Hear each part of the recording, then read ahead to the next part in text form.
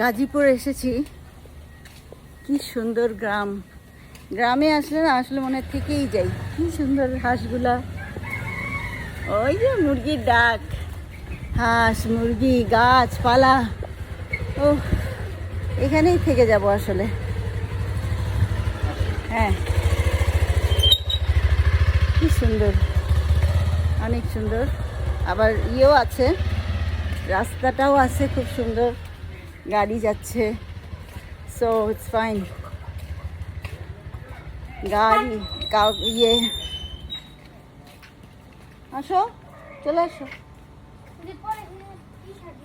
পুঁই শাক, পুঁই শাক, পাট শাক, ধুন্দল, ঢেঁড়স, কচু শাক, কাঁঠাল, আর কত কি নিব।